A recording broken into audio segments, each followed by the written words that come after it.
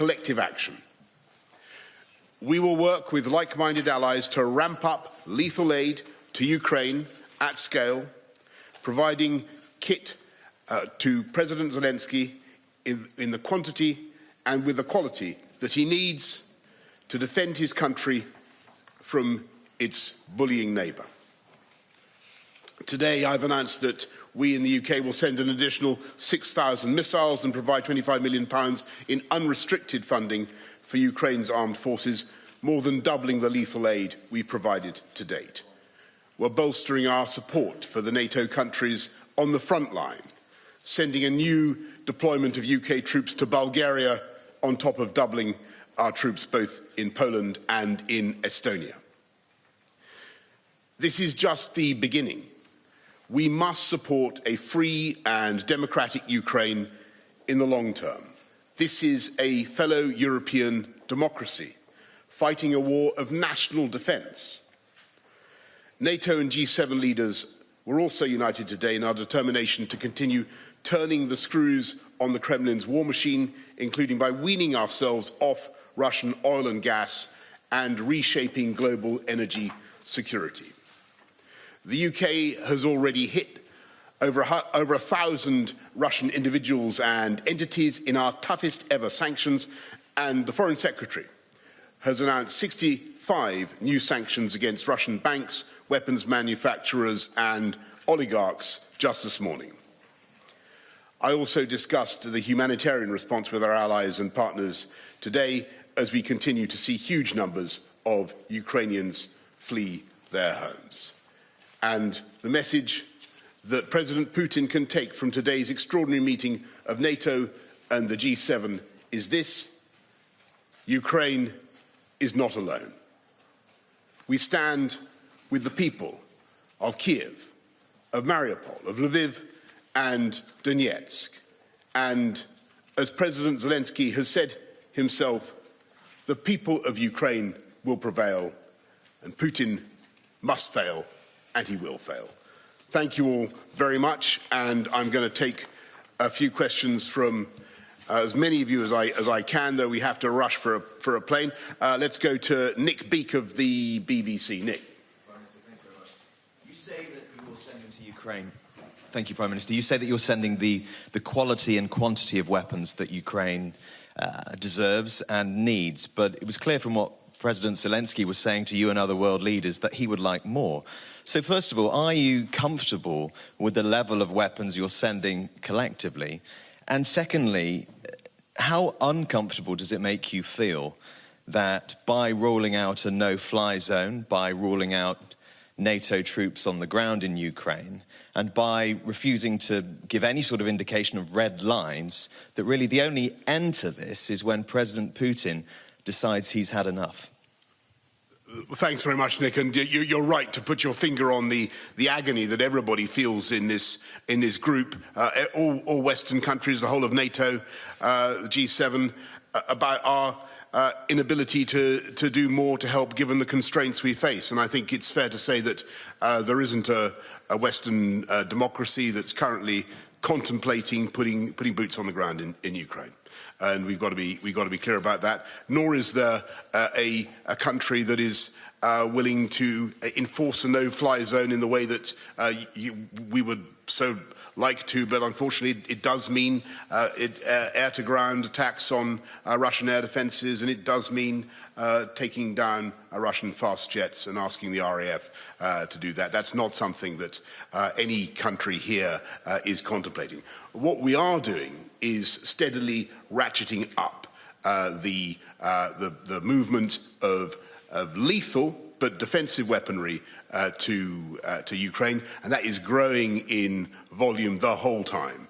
And what the Americans are doing and what they have done is really quite extraordinary already, and the UK is proud of what we've contributed. I'll go to Sam Coates of Sky. Thank you, Prime Minister. Sam Coates of Sky News.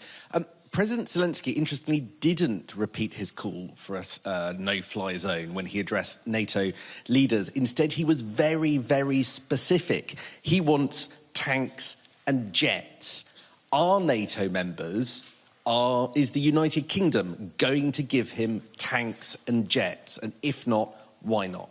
Thanks, Sam. He did indeed call for tanks, and there's a particular reason for that. What President Zelensky wants is to try to relieve Mariupol and to help the thousands of Ukrainian fighters in the city. To that end, he does need armour as he sees it.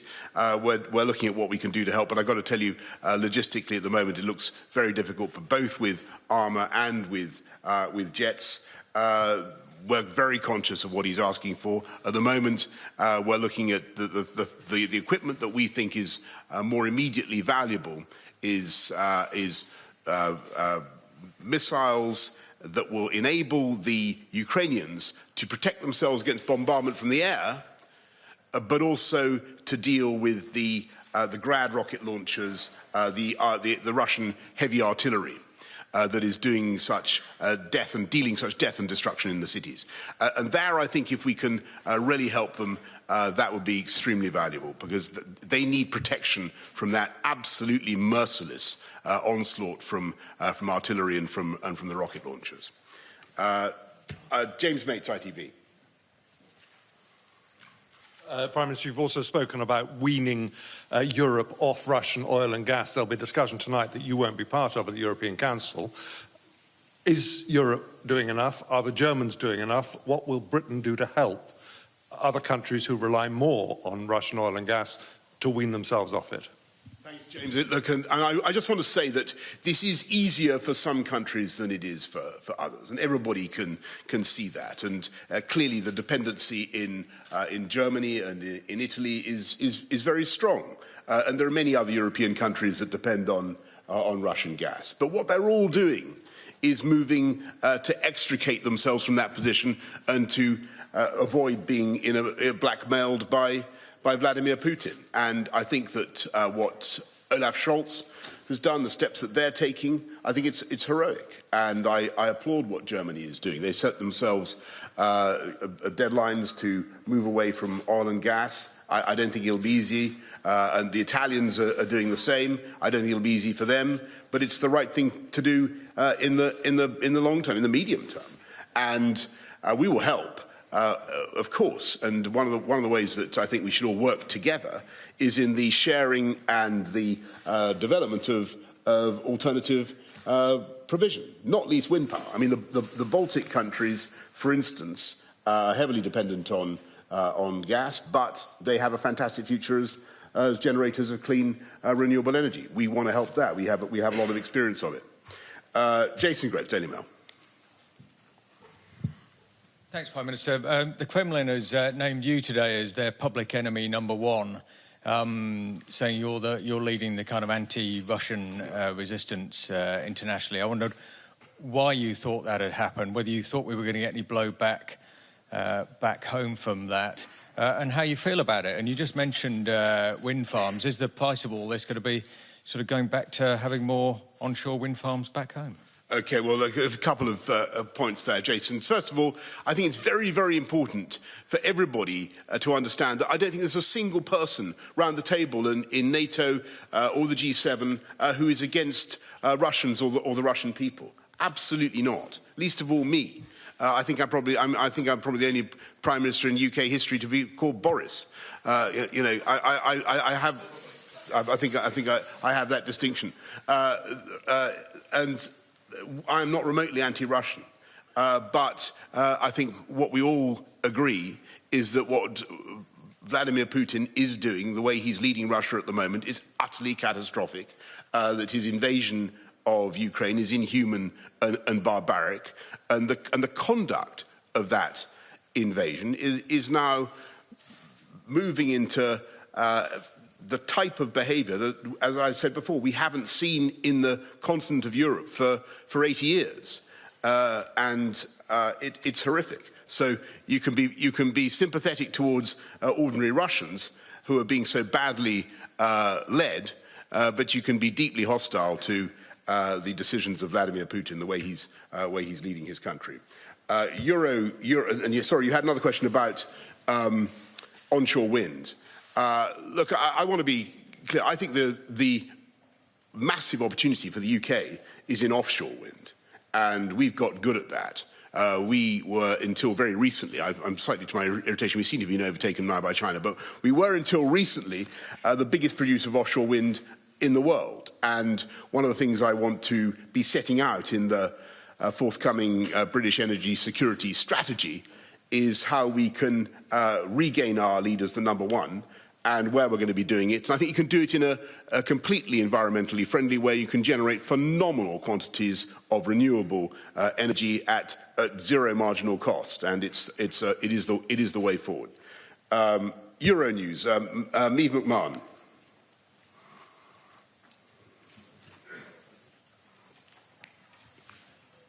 No Euronews. Forgive me. I'm going to go to Natasha Clark from The Sun. Natasha. Jens Stoltenberg said earlier today that there will be severe consequences if Russia does go ahead and use chemical weapons in Ukraine. What does that mean? Does it mean boots on the ground, or is that something that we're completely ruling out already? And you said earlier that you'd like to see Ukraine handed the hosting of the next World Cup. Would you like to see them automatically qualify for this year's World Cup? Right, okay, Natasha. So first of all, on chemical, biological, tactical nuclear weapons, all of these are viewed with utter horror by people around the table today.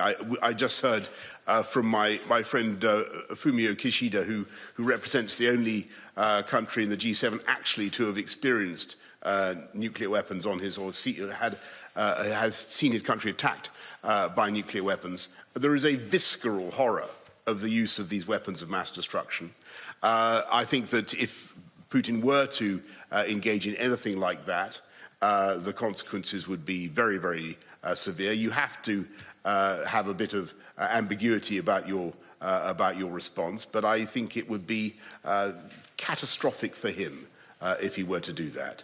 And I think that he understands that. But you know, when you look at what he's saying, I think Joe Biden is right to warn, because you know, when the Russians start doing this stuff about oh well, there are factories in Ukraine producing American biological weaponry. You know that is a prelude to a false flag operation, and they could well do something.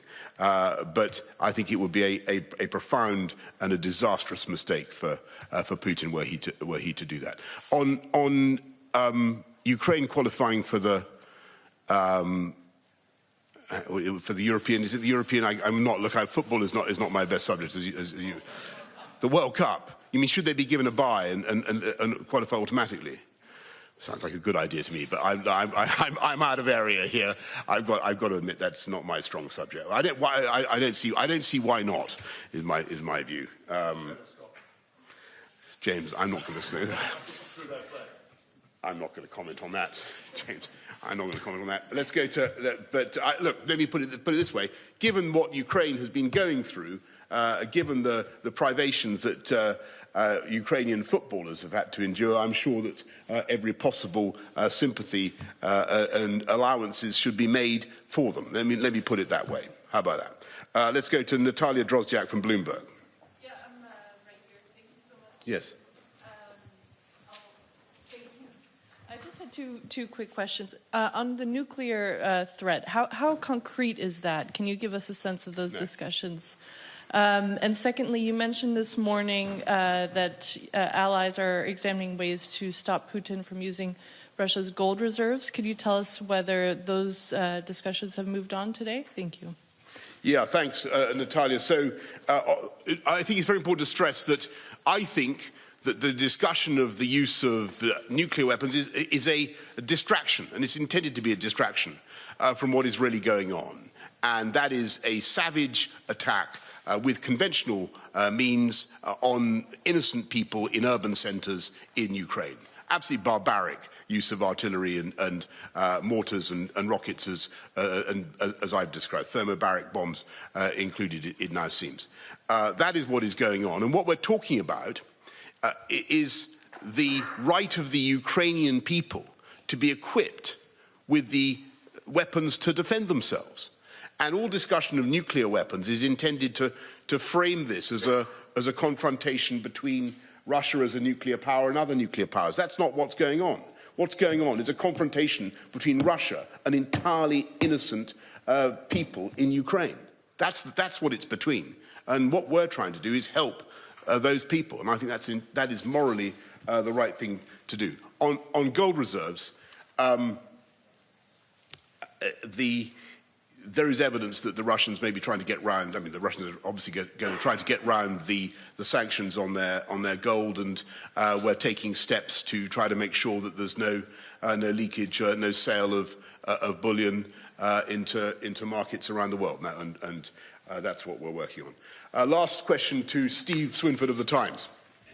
Prime Minister, just to come back to Natasha's question, we heard from from a Western official today that if Russia did use chemical weapons in Ukraine, it would be highly unlikely that there would be a military intervention from NATO. Can I just clarify, are you in that position, or would you rule that out, or do you think it's possible that we could have military intervention? Is it something you're prepared to consider? I just want to repeat the answer I gave to Natasha, which is I think that any such action would be not only morally repugnant, indefensible, but disastrous for Putin as well. And I think, well, I'm afraid I'm going to have to leave it there and rush for the plane. I'm under strict instructions. Thank you all very much. Thank you. Thank you. So the Prime Minister Boris Johnson there holding a news conference in Brussels after his NATO and G7 meetings with his allies. His main message that he announced at the beginning was that Ukraine was not alone. He's just coming back. Okay. He remembers me from when I was a journalist. Okay, fair enough. Prime Minister. Yes. So now you have. I'm going to regret this, by the way. That's what you had talked with Mr. Erdogan, and you both the most friends of Ukraine, and Ukrainians hope on you, on Great Britain and Turkey. And you told that you can provide more armament for Ukraine. But you didn't say about air defense weapons. Yes. It's the main what is necessary for Ukraine. How it to arrange, because you see some of, for instance, your colleague from France, Mr. Macron told that no, we don't want to provide something because we don't want to be part of the war. No. Well, thank you very much. So, as you know, I think one of the most significant contributions that Turkey is currently making are the TB2s, which I think are very valuable. What the UK is providing, as I'm sure you've also seen, our air defences, and we're helping the Ukrainians to understand how to use them. I think that's entirely reasonable, but I don't think I should really go beyond what I said. The general tenor of the meeting, what everybody wants to do, is make sure that as Putin ramps it up, as Putin escalates his aggression, that we do ever more to defend and protect the Ukrainians. And that's what we're going to do. Thank you all very much. Thank you. Thank you. So Boris Johnson leaving for a second time from that news conference, persuaded to return for just one more question. His message, as I was saying, to Ukraine was that the country was not alone. He said, we stand with the people of Kiev, Mariupol and Donetsk. The people of Ukraine must prevail and Putin must fail. And he talked about the discussions he'd had during the day with his allies of the G7 and NATO, saying that those discussions had allowed them, talked about ramping up lethal aid. He said of the quality and quantity that Ukraine would need to defend itself from its bullying neighbour. And asked by our political correspondent, Sam Coates, about whether that included the tanks and the jets that President Zelensky of Ukraine had explicitly asked for today, he said logistically that was difficult at the moment. And he said they were providing the kind of equipment that he felt that was most valuable to them, missiles to protect from the air and from Russian heavy military. And he pointed out that they had indeed, Britain made an announcement, in fact, it was last night, ahead of this meeting, of a package of 6,000 more missiles, as well as a package of sanctions. He was asked about Europe weaning itself off oil and gas and said that they were all doing their part. It was difficult. Some countries would find it more difficult than others, but they were all doing their best there. And he was also asked about the discussion around nuclear weapons, and he said it was important to stress that discussion of the use of nuclear weapons is a distraction. He said it was a distraction from the barbaric use of artillery by Putin on civilians. So Boris Johnson there, the Prime Minister, holding that news conference at the end of his day there in Brussels. EU meetings continue, though. Meanwhile, NATO has said that the military alliance is stepping up its defences in the event of a chemical or nuclear attack by Russia. Our top military commander, General Walters, has activated NATO's chemical, biological, radiological and nuclear defense elements, and allies are deploying additional chemical and biological and nuclear defenses to reinforce our existing and new battle groups. Well, in Ukraine itself, there are signs that the Ukrainian military is beginning a counter-offensive. NATO estimates that between 7,000 and 15,000 Russian troops have been killed in the last month. The UN says at least 1,035 people have been killed in a month of war in Ukraine, including 90 children. And further UK sanctions have been announced on 65 Russian businesses and individuals, including the stepdaughter of the Russian Foreign Minister, Sergei Lavrov, who lives in London. Well, the Ukrainian military says it's destroyed a large Russian paratroop ship in the southern port city of Berdyansk. Sky News has located and verified this video. The Deputy Defence Minister says the ship can carry up to 20 tanks, 45 armoured personnel carriers and 400 paratroopers.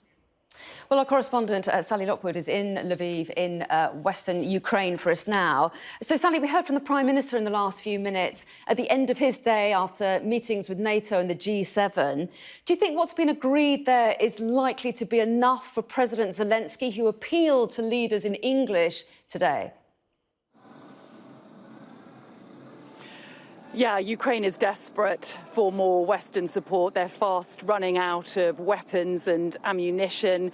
President Zelensky has called for all manner of things when it comes to extra support, and certainly what NATO's offered today has been welcomed here in Ukraine. But those high-end talks in Brussels, which are due to help people here in Ukraine, the 44 million people that are so traumatized by the last month of war, a quarter of the population now displaced. Certainly, they're desperate for that help, but many of them don't have the luxury of following those diplomatic developments. And some of the most desperate people in the country, well, they simply can't be heard anymore. That city in the south of the country, Mariupol, which has been bombed for weeks now, well, that has been without power, without food and medical supplies, without internet and phone signal for weeks. And we've just received some rather stark new drone images from Mariupol, which is about as close as we can get to the city. Just showing a huge line of people waiting for humanitarian aid in a city that has been largely destroyed by bombing both day and night for weeks now. Now, attacks from the air remain one of the primary concerns here. The ground offensives have largely stalled and failed in some areas of the country, but the air assault, certainly, Mariupol is the most stark example of that, and it's fast becoming one of the biggest humanitarian disasters of modern times. The bombings there already labelled war crimes, but President Zelensky also raised the other great concern for Ukraine now, which is the possible use of chemical weapons here in the country, citing examples that he says are of phosphorus bombs being used here in Ukraine. Now, we haven't managed to verify that news, but there have been two examples of that, one just outside Kyiv and one in the eastern region of Lugansk. Certainly that remains the very concerning potential threat now from Russia, the use of chemical weapons, which of course is indeed a red line. It's against the Geneva Convention. It would be seen as a war crime, and certainly there would be pressure on NATO to respond, but certainly a sense of confidence in Ukraine that they will get through this, just at what cost?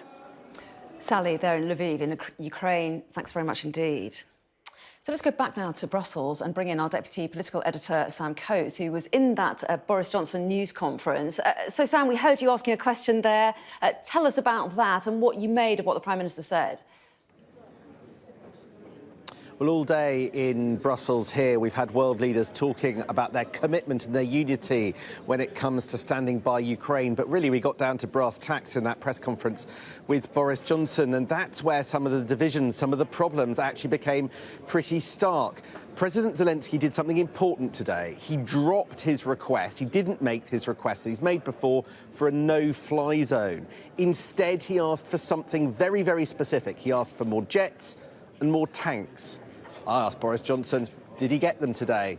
And the answer appears to be no. You could see just how conflicted Boris Johnson was about this. He said President Zelensky needs tanks to try and free up people in Mariupol, but he said it's very difficult logistically to do that and very difficult to provide jets. NATO concentrating on defensive rather than offensive weapons, and that looks like a line they haven't agreed to cross today, fearing that that could drag everybody into some kind of much bigger conflict. Instead, Boris Johnson told the room that there are other types of missiles, again defensive missiles, that might be more useful to President Zelensky. The President of Ukraine had just told NATO leaders what he needed. It sounded like he's not going to get it. OK, Sam, I think you've got to rush to catch your plane, so we'll let you go. Thanks very much indeed. And just to let you know that we are expecting to hear from the US President, Joe Biden, who's due to show up for the meeting of EU leaders, also in Brussels a little bit later. So as soon as he arrives, we'll, of course, cover that for you. Now, the trial of the man accused of murdering the MP Sir David Amess has been shown dramatic body cam footage of his attacker being tackled by police. Ali Harbi Ali is heard being told to